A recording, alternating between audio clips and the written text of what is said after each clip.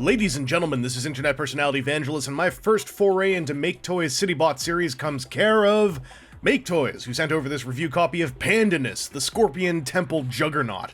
Packed in possibly the largest single box Maketoys has ever shipped, Pandinus is laid out very carefully in a multi-part plastic tray and will require a little bit of setup. See, there's this separate tail, and then there's this one screw. You need to screw the tail on. Luckily, there are guiding tabs and pegs to make this about as idiot-proof as possible. Just make sure it's on there snugly, and also make sure you don't over-tighten things to the point of potentially cracking the plastic. The instructions will then lead you on to temple mode. And they're real clear, with numerical ratchet click counts and a gigantic warning sheet that says stuff about user injury. Would you believe I scoffed at this, then sandwiched my hand inside a folded leg like a dumbass? Serious question, would you believe it? The city part of the CityBot is his temple mode, also known during development as his Energon refinery mode, and I totally see either identity in this purple and gray spired structure. As with just about any robot that turns into a building or base, there's a certain amount of suspension of disbelief involved in not simply saying, "That looks like a robot that's bent and laying down." To Maketoys' credit, the only real squint-worthy part of this attempt is the placement of the somewhat obvious arms and claws, and even then, I think there's enough potential variation and tweakery through the available joints to come to a configuration that'll suit many different user preferences. I just wish the two main fingers of the claw could peg together somehow, as keeping them lined up to look like one solid piece is a huge part of making them blend in whatsoever. But yeah, this thing's got the pistons and industrial oomph of a refinery along with the majesty and front-facing staircase of a temple. You can even extend the pistons down to a second locking point if that suits your taste a little more, or you can pump them, I suppose. The temple mode certainly doesn't look helpless with turrets and missile pods at ready.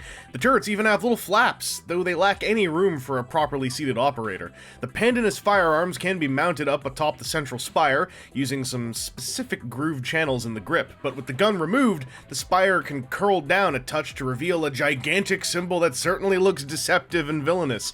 And when that's hanging over the entire structure, I hardcore synchronize with the use of the phrase temple mode in the instructions. The scale of this thing is happiest when interacting with pocket-scale robots like Legends price point Transformers, and that's to be expected. No matter how crazy this market gets, a CityBot scaled to deluxes is still a touch too ludicrous to consider feasible. But hey, this CityBot does include his own little man, who can also assume the form of a tiny scorpion. The head robot's alt mode is trying, man! The center mass is a block, but there are implied claws and even implied mandibles. The bummer of this scorpion is that its stinger tail is connected by metal chain links, meaning it is limp and floppy whenever you aren't holding it upright yourself. I wish these were ball joints instead. I vaguely recall some scuttlebutt that ball joints were attempted but ended up being too fragile, but don't quote me on that because I am half remembering very long past and overheard conversations. The transformation into tiny robot mode is pretty simple and nobody's surprised, but there is a neat step involving some swinging planks that actually change the position of the head robot's shoulders, going beyond the level of engineering I'd ask for in such a small Easter egg of a conversion. Looking like a card-carrying member of the Zerak family tree, the Panda Skull's bipedal form has a nice level of surface sculpting, a few solid dabs of paint, and even some light-piped eyes, and a giant ponytail. See, when the scorpion tail isn't a scorpion tail, the chain links do work a little better, if you're up for a ponytailed robot anyway. Posability on this guy is pretty good, with ball socket shoulders that have about 45 degrees of outward swing, solid 90-something degree elbow hinges, ball socket hips that bring not only 45-ish degrees of outward swing, but also some lateral swivel that adds the smallest taste of pseudo-thigh swivel action, rockin' hinged knees, a friggin' textbook waist joint, and even a neck swivel, albeit a neck swivel that's both ridiculously tight and not quite able to cover a forward 180-degree arc. First things first, that big gray ramp is what I like to call the parts form plank, because we'll be taking it off each and every time. Perhaps someone will figure out how to leave it attached through transformation. Let me know if you do. Unlocking the center mass of the temple mode is simple enough, but the instructions go an extra mile with their ratchet click count guides. After your first few transformations, it's easy enough to intuit how to maneuver the legs, but I'm grateful for the initial help. By that I mean the click counts and the instructional videos on Maketoys' own YouTube channel.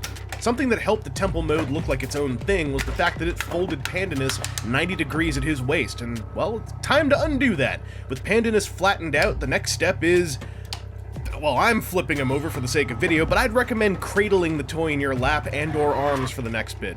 The Scorpion leg bracket swings down onto the underbelly and tabs in at 2 points to lock the main mush in place. Also, this is where you can place the parts form plank to provide the Scorpion mode with wheeled locomotion. You can leave the plank off too if you want to get hard-nosed about your Kanzen Henkei, you kooky purist.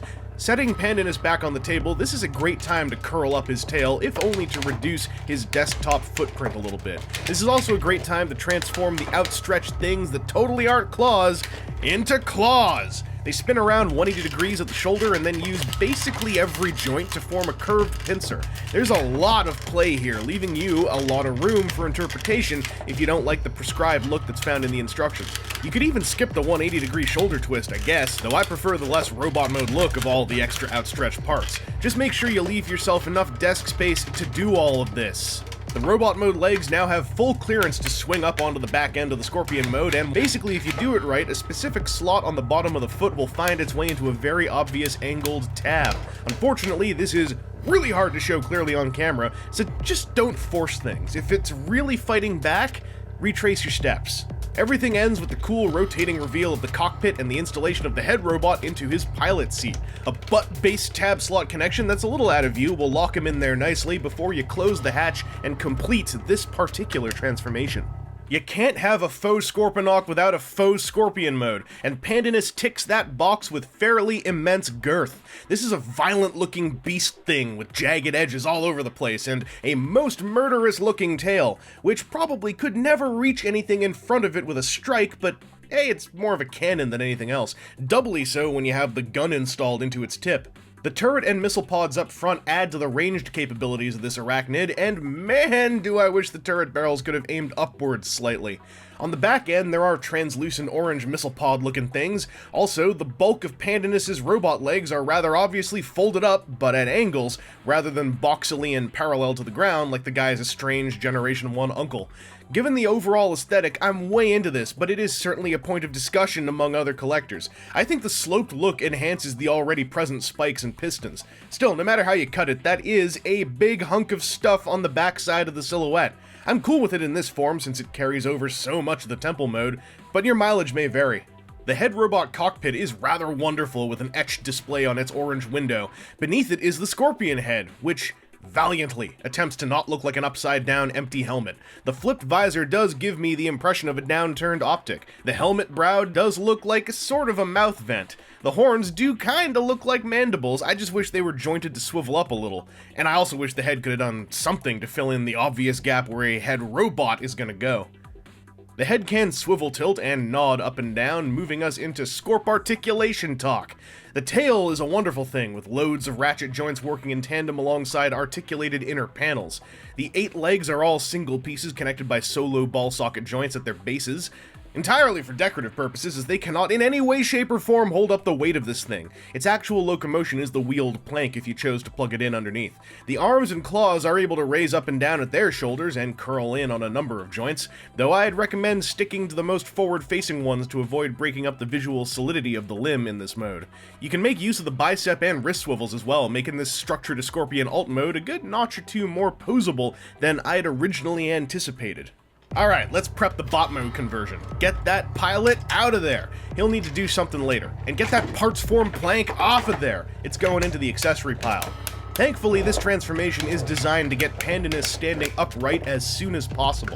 The tail gets out of the way and the legs unfurl. This is only really tricky in that it can be difficult to work with all those huge ratchet joints in midair. But once you get everything unfolded, you can plant Pandinus down on the table and focus entirely on his upper body. Popping some tabs loose will free up the big spinal sliders, while the main structural base of the tail jams solidly into the Pandinus posterior. You might have to give it a healthy and controlled shove to get the peg into the hole. I only got the courage to do that after I saw the Maketoys instructional video do it. Anyway, much of the arm transformation is just doing the reverse of the Temple to Scorpion process, though you don't swivel the shoulders this time around. Once again, you kinda just move everything. Pretty straightforward. And then it becomes Headmaster time. There aren't any major surprises here. Maybe a minor surprise or two, if you haven't messed with unofficial head robots very much. The only difficult part is getting the arm tabs and leg slots lined up. The only weird part is getting the head into the neck socket. It's honestly easier to put the head into the helmet than rock the whole mush back into the socket. Take the easy route this time. You deserve it. This is what drew me to the Pandinus project when it first appeared as a physical prototype back in early 2014. This titanically wide juggernaut of a robot, like a transforming robot Dark Souls boss born from the day that an unholy factory decided to stand up and reveal its artillery. Pandinus leans extremely heavily into the city part of the Scorponok synopsis, looking less like a giant mechanical warlord and more like a giant mechanical bipedal superstructure.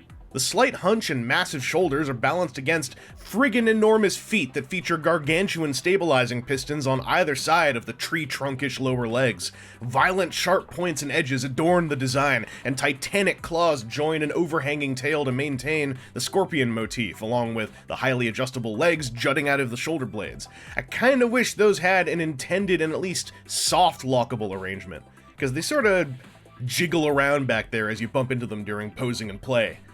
Color layout on this guy is real strong in robot mode, taking advantage of the figure's size to use entire pieces of differently colored plastic in place of paint applications in several spots, along with that lovely translucent orange. There are still several paint colors used, many of which are metallic, but Pandinus also gets a lot of mileage out of the natural shading and highlighting created from his deep-cut, detailed surface sculpt and nicely finished plastic hues. The head sculpt gets a little demonically Viking with big gold horns and a jagged red visor. It also can get lost in the figure's center mass, though the silver facial paint keeps it popping out at least a little bit from most viewing angles.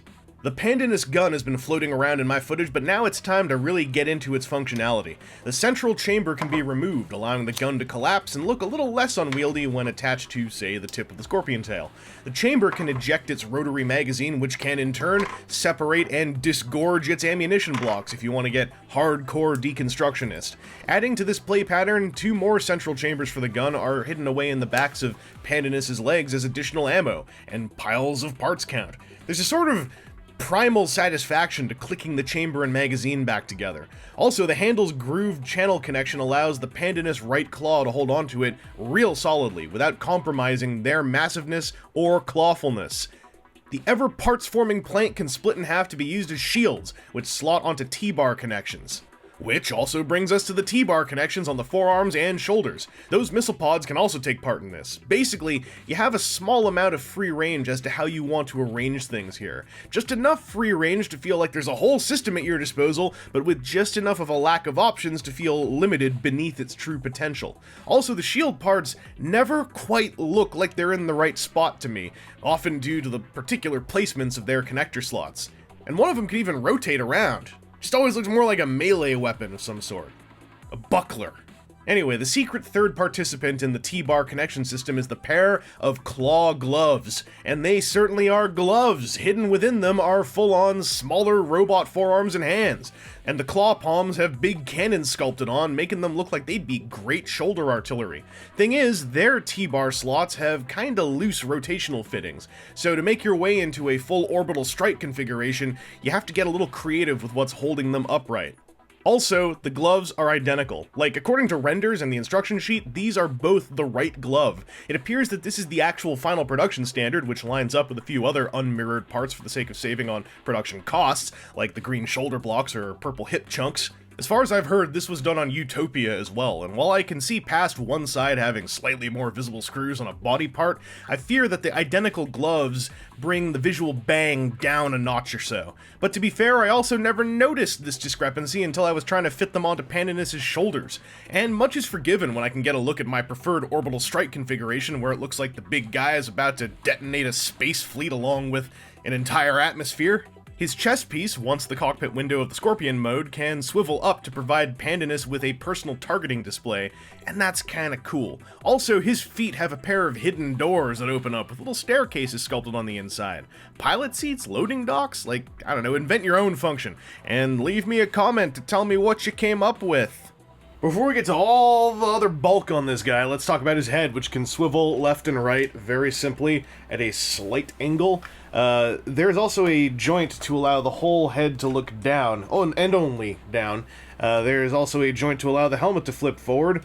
Often the headmaster gets lodged in the helmet, and you end up pulling on that joint instead of the whole neck. The whole neck joint is a lot tighter than the helmet flip joint, and generally, the helmet holds the headmaster in place well enough that this is usually not a problem, but you do need to have the actual neck joint folded forward a bit to make room for the dangly ponytail, so bear that in mind. And when I say angled, I mean, like, he's always, you see the platform, he's always kind of got this slight, like, kind of going on that a hunchback tends to do. His shoulders are very ratcheted. Also, all these spider legs on his back don't lock in any way, so they're going to move around a whole bunch while I'm doing this stuff as they get bumped and whatnot. That's an intense ratchet joint I'm working. It's pretty sweet. And then for outward shoulder motion, you got this going on up to around abouts here.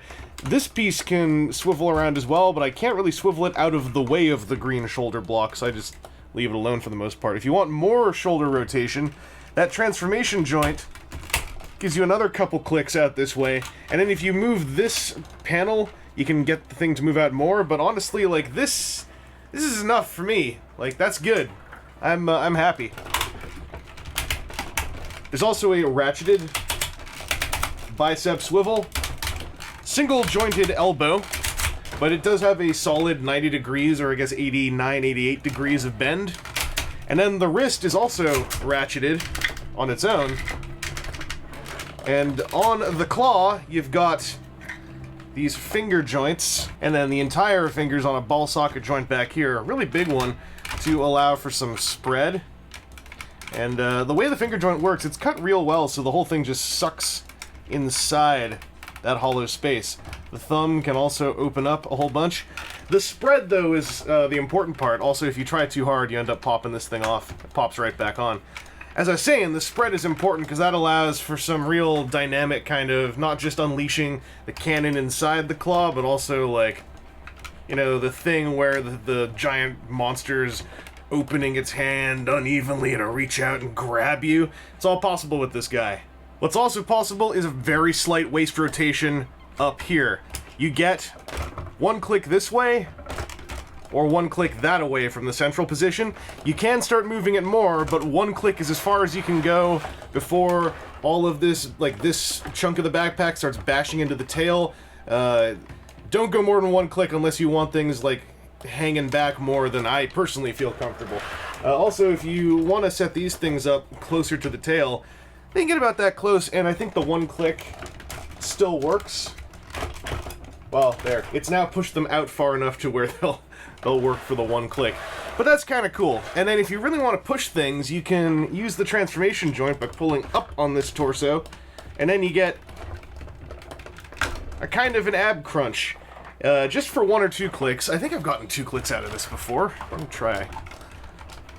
Yeah, 2 clicks at least. And it kind of works. This does mess with this a little bit, but not too much. Plates might bang around together in here while you're using all these joints, but I've never found it was in a scary way. So that's kind of cool, given how much this guy fills out so much physical space, that all these joints not only work, but are dead solid. I just wish he could look up a little bit, because all he really can do is look down, and then with the ab crunch he can look further down. Whatever, man. He's also got legs, which have hip skirt things that are on ball socket joints, so they can get well out of your way. This belly plate up here is also spring-loaded, but I find that's more so for transformation than posability. Anyway, moving the legs on this guy, it's not like it's physically impossible. It's not like they feel fragile. It's just that everything is so beefy strong, it's difficult to do so. So he can move his leg forward, about that far, not quite 90 degrees forward due to a combination of visual factors that I hope are somewhat obvious. He can also move his legs outward, and he can get very close to doing the Van Damme.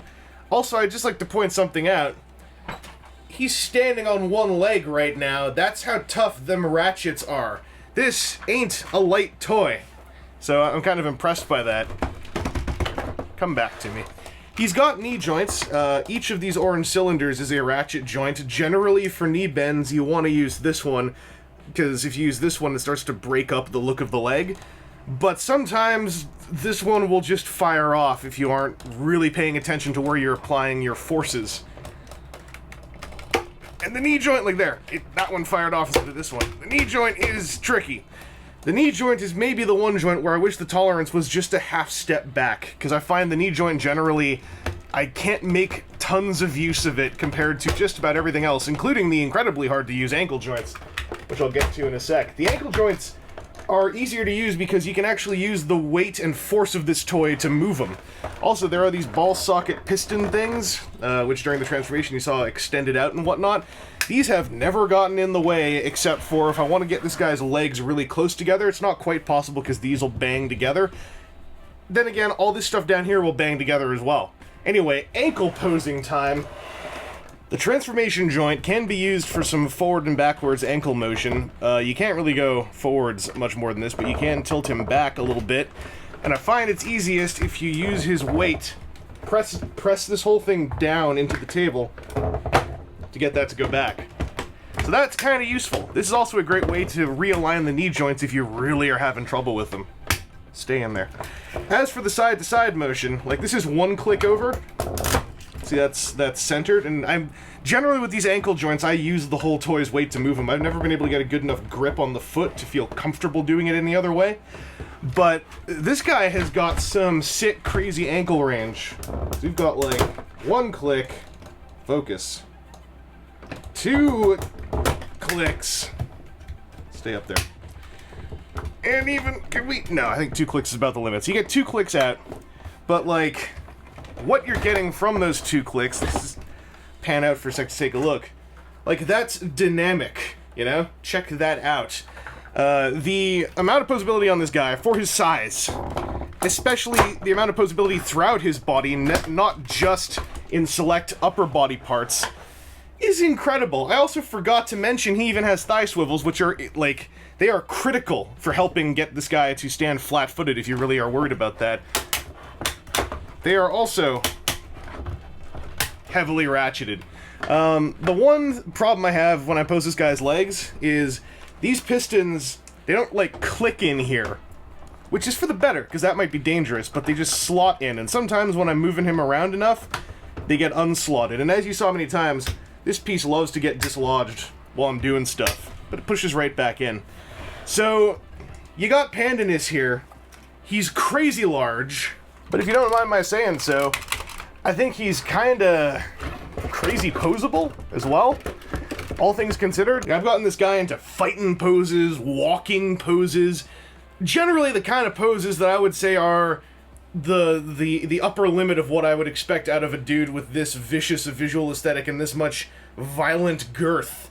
And given how stylized he is, he looks badass when he's moving like this, because all of his parts look animate while they're doing all this crazy stuff. So, posability-wise, Pandinus is an armful, but he's rewarding as hell, and everything about him feels good while I'm doing it.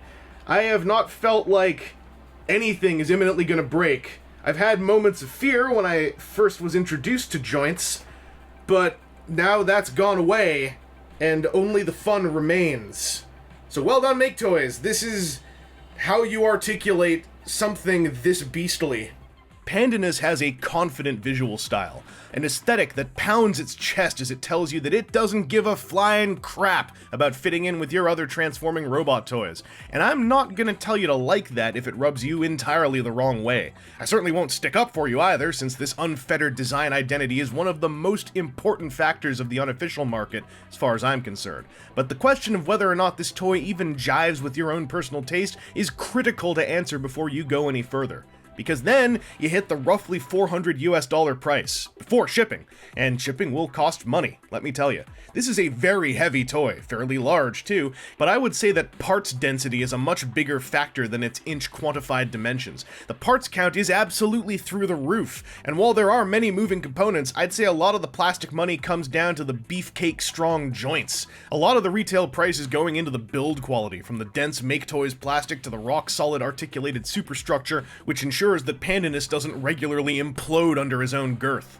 This is a premium boutique collectible designed to be a centerpiece and fearless in the massive combined risk of its very production. I've adored the design since day one, and I am incredibly satisfied with the finished piece. Its flaws are identifiable but not critical to my own tastes, and thankfully they are generally not relevant to the meat and potatoes of the play experience with this figure. The worst one, by far, is the fact that the use of duplicate parts for the sake of lowering production costs means he's wearing 2 right claw gloves. I got over it once I figured out how to get the orbital strike formation to still look as I wished.